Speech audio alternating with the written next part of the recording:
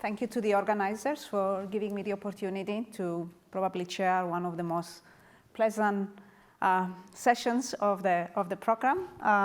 So it's really my great pleasure to open this session on the Ieke van der Burg Prize. Before giving the floor to Philipp, I would like to spend a few words to talk about the award. It's an annual award that was established by the ESRB's Advisory Scientific Committee in order to recognize outstanding research by young scholars in the area that fits directly to the missions of the ESRB, namely to safeguard financial stability and prevent systemic risk. The prize is named after, in the memory of Ieke van der Burg, who was a member of the inaugural committee of the Advisory Scientific Committee and also a former member of the European Parliament. She was deeply committed in the idea that finance should serve society. And so in continuing in this spirit, we are supporting rigorous research that informs policy in preventing financial stability, which is really absolutely crucial in terms of serving society. We all know that when stability lacks, financial stability lacks, we all suffer. So this year's winning paper is Better Be Careful, the replenishment of asset-backed securities backed by SME Loans by Philipp Klein, Carina Schlam, and Arved Fenner. The paper makes an important contribution to our understanding of how securitization structures evolve after issuance and the implications these have for investors, transparency, and ultimately systemic risk. It is therefore my great pleasure to invite Philipp Klein to the lectern to present the paper on behalf of his co-authors who are also in the audience. The floor is yours.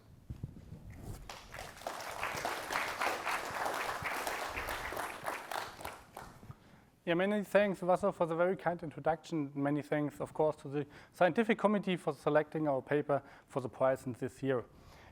Our paper, Better Be Careful, the Replenishment of ABS backed by SME Loans, is joint work with Arved Fenner and Carina Schlam. And as Carina is working for the Deutsche Bundesbank, the typical disclaimer applies that our views in the paper and in this presentation are, of course, not necessarily the same as those of the Deutsche Bundesbank or the Euro system. When starting about thinking portfolio replenishment, many thanks to the speakers of the last panels, traditional securitization transaction, we have a loan portfolio in the bank's balance sheet, and this loan portfolio is transferred to the special purpose vehicle, and the SPV issues securities at the capital markets to refinance this purchase. Finally, the repayments or the payments to the investors came from the repayments of the borrowers on the loan contracts. However, when we have a look in the data set in our sample here, then we see on the one hand side what we may all know from traditional securitizations, that loans mature, are cancelled, prepaid, or in default, and they were leaving the ABS loan portfolio. However, we also see that loans are added over the lifetime of the securities, and the reason for this is that we have a much longer time to maturity of the underlying securities compared to the underlying loans. In our sample, we have an average ABS term of 30 years, but only an average loan term of 8 years. And thus, the repayments of the borrowers are much higher than the payments that have to go to the investors over time. And this consequently leads to our definition of portfolio replenishment, which is the transfer of loans to the SPV after the transaction's closing due to the originator's need to reinvest the released capitals from the repayments of the borrowers over time. Having a very brief look on two exemplary ABS portfolios in our sample, we see here the dark blue line, which is a standardized total portfolio volume. And this is over the time period of these 4 years, quite constant with a marginally decreasing trend. What we also see is the dashed red line, and the dashed red line is the volume of new incoming loans in the portfolio. What is an incoming loan? It's the most important variable definition in our study here. And an incoming loan is a loan whose first reporting quarter is chronologically after the closing of the corresponding ABS transaction, thus a loan which is included in the asset pool after starting of the ABS transaction. In our sample, we have on average 46% of observations regarding these incoming loans. And when we have a look in the graphs, then we see that the incoming loan volume is between maybe 5 and 20%. Thus, the portfolio replenishment and the share of incoming loans is really important and may fundamentally change the portfolio composition over time after the transaction closing, and thus is highly relevant also for the investor's risk-return profile. After this start, a very brief look in the academic literature. We all know since the global financial crisis 2007 up to 2009 that asymmetric information and agency conflicts are of great importance in the market of securitizations. We all know it for screening, monitoring, and also for the loan selection decision. However, we think that in our paper it's even more important as we deal with portfolio replenishment after the transaction's closing. Thus, in a situation where investors already made their investment decision, the credit rating agencies have assigned their security ratings, and thus they have to actively change past decisions, and they have actively rebalanced, for example, their portfolio. As we deal with securitizations backed by SME loans, I want to focus a bit more on the market of ABS backed by corporate loans. And here, one of the most important parts, especially in the US, is the collateralized loan obligation market. In the collateralized loan obligation markets, we will have typically large and weighted syndicated corporate loans with a low level of asymmetric information due to the size of the firms. And also, we have typically active loan trading, thus excluding loans also when they are not maturing, are not cancelled, or they are not in default, by asset managers with earning-based incentives. Due to other rules and other framework and another level of asymmetric information, the literature shows here ambiguous evidence on the importance of agency conflicts in this market. Overall, as we have a high level of asymmetric information, we assume that originators may exploit their leeway and add low-quality loans for portfolio replenishment after the transaction's closing, and this is highly important also for the investor's risk-return profile over time. Of course, when we talk about portfolio replenishment and the investors know it, then the investors would demand for terms and conditions on portfolio replenishment and for the eligibility of loans to being securitized as incoming loans. However, we find exactly these eligibility criteria in our prospectuses, but however, you can only define these criteria with respect to observable characteristics, and especially when the information asymmetry is high, the bank will remain with some leeway due to private soft information. As we have SME loans, we have significant differences to the CLO market, as I said, as we have typically small, mostly fixed-rated and non-syndicated loans to really small non-rated firms. Overall, our paper contributes to at least 4 strands of the literature. The first is the literature on the loan selection for securitization, and the second is about the agency conflicts in the more specific area of securitization backed by corporate loans. The third is, as we know, loan trading only from the CLO market, our paper contributes to the non-static ABS portfolio composition out of the CLO market. And as I will show you in a couple of minutes, we also have a look at potential remedies. We focus on reputation, transparency, and also contribute to these strands of the literature. Overall, portfolio replenishment is a surprisingly not yet investigated channel by which originators might exploit their information advantage over investors. Our paper is structured by 4 key research questions. The first is whether we find observable differences between those loans which were part of the initial ABS portfolio and those loans which we call incoming loans, thus those loans which are included after the transaction's closing. The second is whether, if we find these differences, banks induce these differences by selecting specific loans for portfolio replenishment compared to those which are secured earlier. And here we focus on loans of lower quality, so a higher risk. The third research question is whether we find effective remedies. As I said, we focus on reputational needs and external monitoring by the transparency regime in the ABS market, and we want to have a look whether these are effective in potentially limiting the originator's scope of action. The last research question is about the capital market perspective. So do the investors and do the market prices capture the portfolio replenishment behavior over the security lifetime and at the point of issuance? We built on the unique data set from the European data warehouse. It is, at least for our sample period, the central repository for ABS loan level data under the ECB's loan level reporting initiative. And we enrich these data by tranche level information from S&P Global. We use, as I said, the SME securitization market because banks typically pursue a relationship banking approach with their SME customers, and thus we have a great level of asymmetric information in this market. Our observation period is from 2012 up to 2017, and overall we have 9.5 million quarterly observations of 1.8 million loans securitized in 102 European ABS portfolios. And this granular loan level data set allows us for the first time to really conduct an in-depth analysis of portfolio replenishment on the loan level. In line with our research questions, we apply a two-step empirical approach for examining the first research question, whether we find performance differences.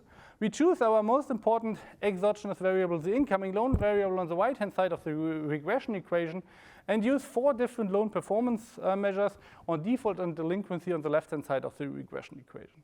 We control for a lot of loan characteristics, several fixed effects, and estimate an OLS regression model.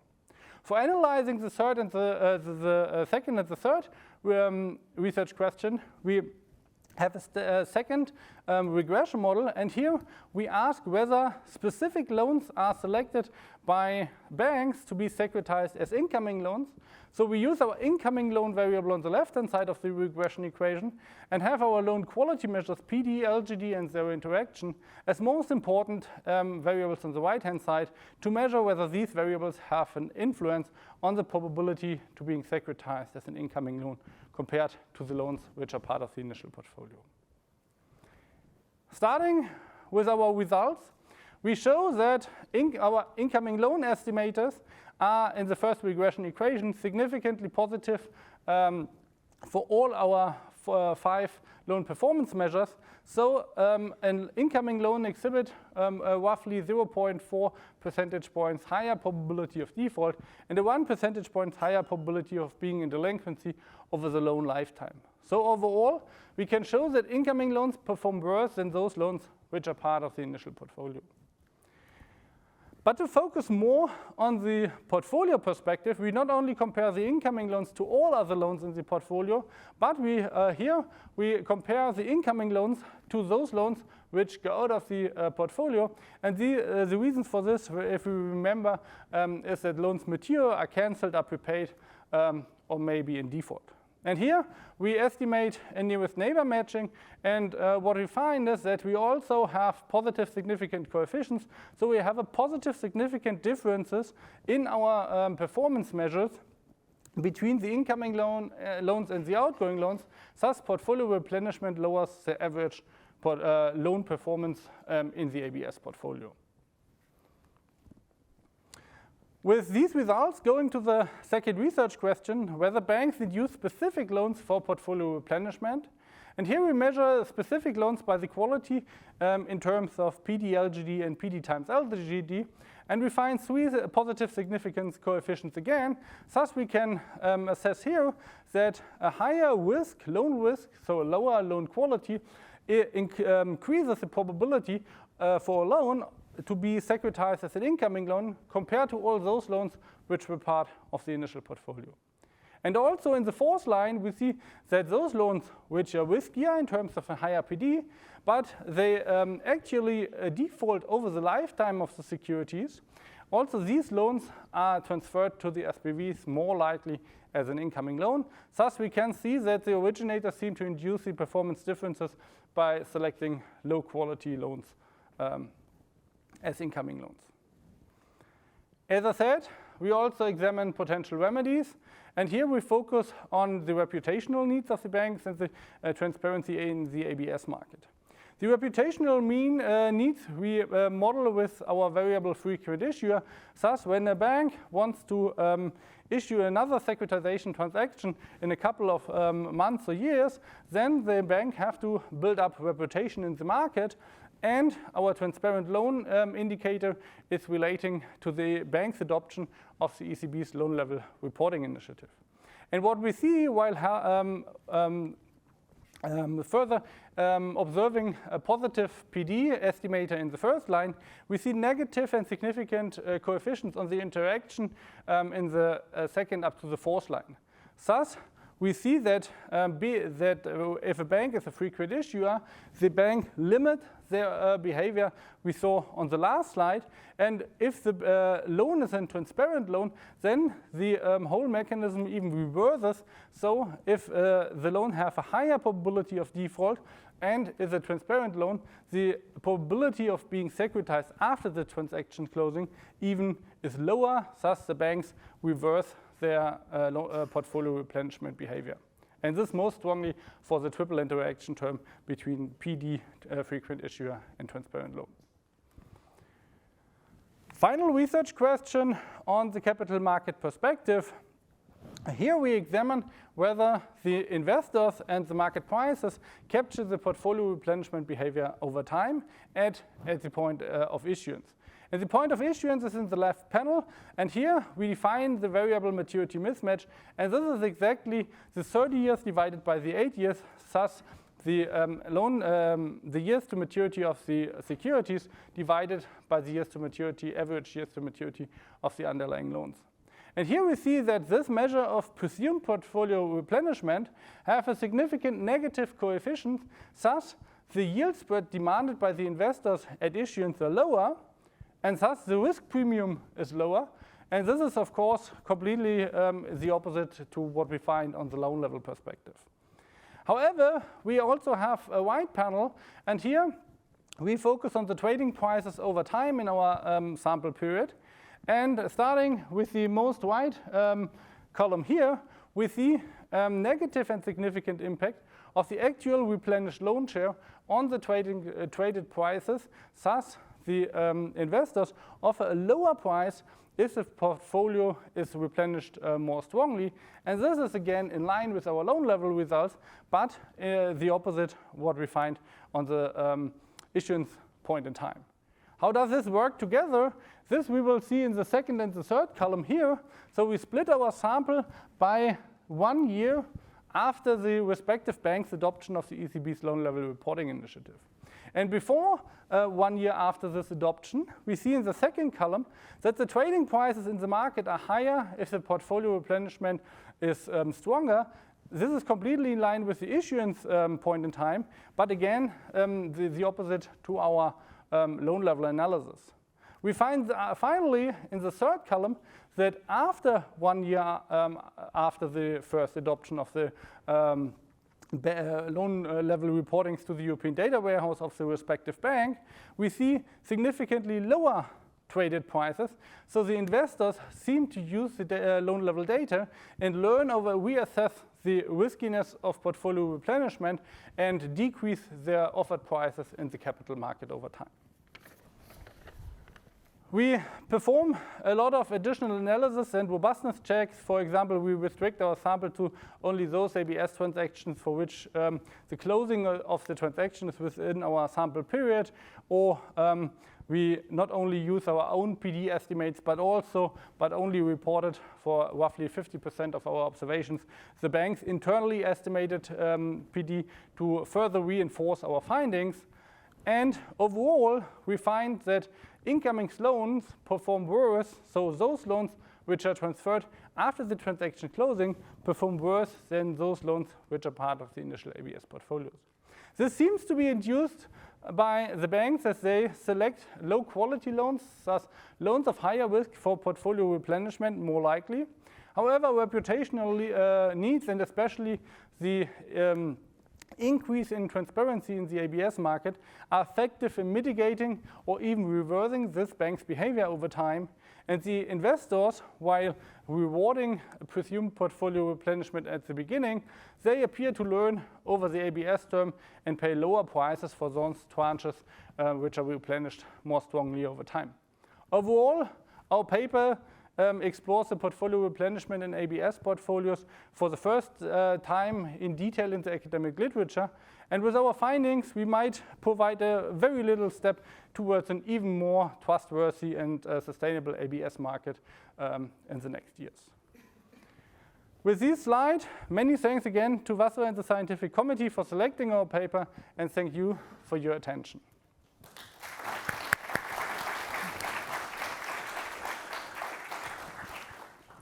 Thank you very much, Philipp, for this excellent presentation. Your paper sheds light into how portfolio replenishment on ABS market evolves. I think it touches upon important and unexplored dimensions of securitization. And with that, I would like to open the floor for questions from the audience. Please raise your hand and I will direct the call the microphone, and please state your name. First, we can start. Thank you very much for the clear and excellent presentation. This is a good work for academia and also for the ESRB. I have only one question, because the data you use is more than 1 million observations. Impressive. And I don't know which software you have used for this kind of panel data to resolve the issue of data. The size of the matrix is huge. I didn't read the paper. I will be happy to read it because I just discovered the title of your papers, and congratulations for the prize of the ESRB. You didn't make any references to tranches for the tranches for securitization. You know there are different mezzanine, high quality, less quality, and medium quality, but you didn't, from your presentation, how do you take this quality of asset into consideration? What you said is incoming loans is less quality or with high probability of default. But from my understanding, even incoming loans, securitization, they have these three kind of tranches they use in the process of asset-backed security. Thank you very much. Yeah, many thanks for your question. Of course, as we deal, for example, or we find an increase in probability of default of 0.4% or probability of being in delinquency of 1%, it's more an issue for the mezzanine or the junior tranches compared to the senior tranches. But it really depends on the structure of the ABS transaction. What we find, and I, due to terms of brevity, I didn't show it here on the slide. What we find is that the effect on the tranche level. So in the white panel, we find that the average probability of default of the replenished loan share is really important for the security pricing. And on the left, in the left panel, at the issuance point in time, we find that the pricing effect, so the lower risk premium demanded by the investors, really comes from the mezzanine in the junior tranches. It is not coming from the senior tranches. As we model it with typical ratings, of course, we have some interconnectedness between ratings and the securities, and not all of the senior tranches have an AAA rating, and not all mezzanines have a worse rating. But it really depends on the rating, and the effect comes from those tranches which have a lower rating. The price effect is arising from. Thank you. Leonardo? Thank you very much. Leonardo Gambacurta from the Bank for International Settlements. First of all, I would like to associate with the congratulations for your paper, very nice. My question is related to also the experience we had for the global financial crisis and the role of rating agencies. So what is the behavior of rating agencies with respect to this replenishment, and how do they behave when there are different additional tranches from the same financial institution? So the role of the credit rating agencies, I think it is very tough to observe it over time when you really are not reassuming or reassessing the loan level perspective and the loan level data in every quarter, because you have a lot of macroeconomic shocks. In 2012 up to 2017, you have some potential influences from the Euro debt crisis. You have a very low interest rate environment, and so we have a lot of external influences, and then really to assess the 0.4 percentage points of probability of default. Of course, when you reassess it, then you should react on this, and but this is not what we have assessed in the study up to now. So indeed, you could find that whether this is shown in the ratings, we show it for the market prices, so that whether the investors react on it. And yes, the credit rating agencies should care about over the time of the securitizations. And then the big question is, for example, in which intervals the portfolio is reassessed, whether you do it on a month basis, a quarterly basis, a yearly basis, or so on and so on.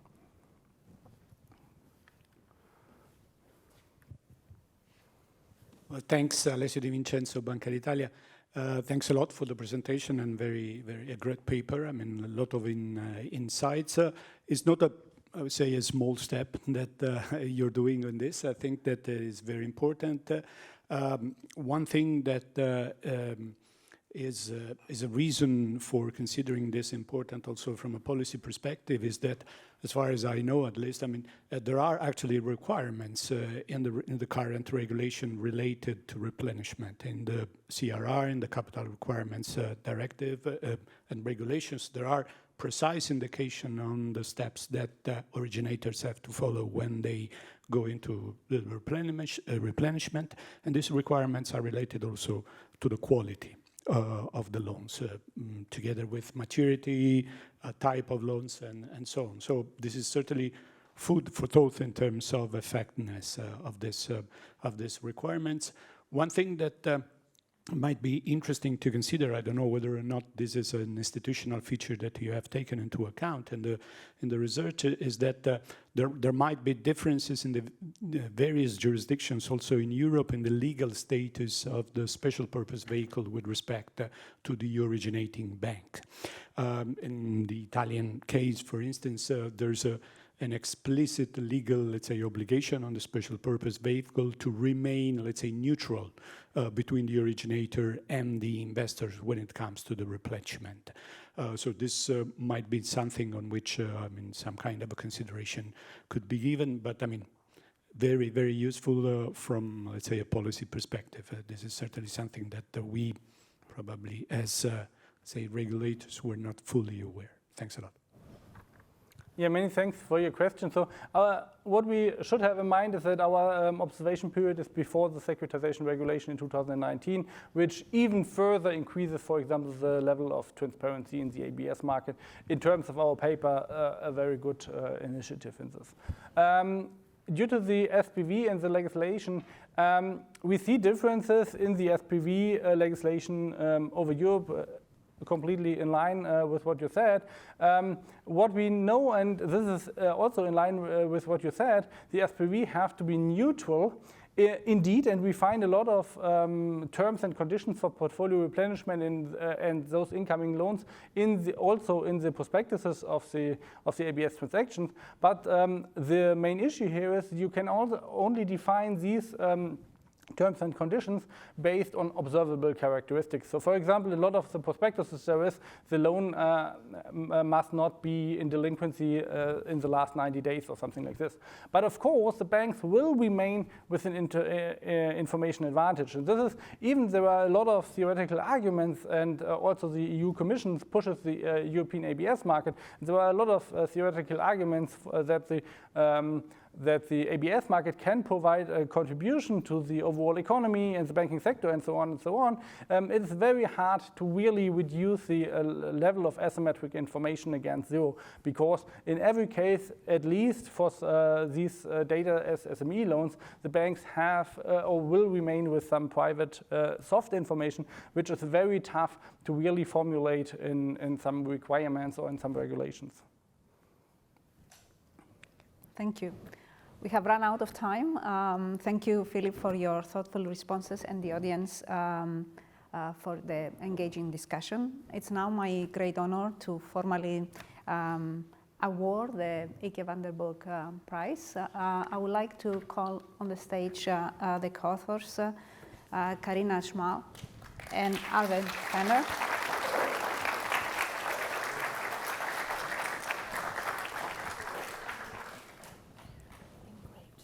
Oh, I see. Arved, please, congratulations for your great and outstanding contribution. Hi, Philipp. Congratulations Many again. thanks. And Carina, congratulations. Thank you very much. Yeah. Thank you.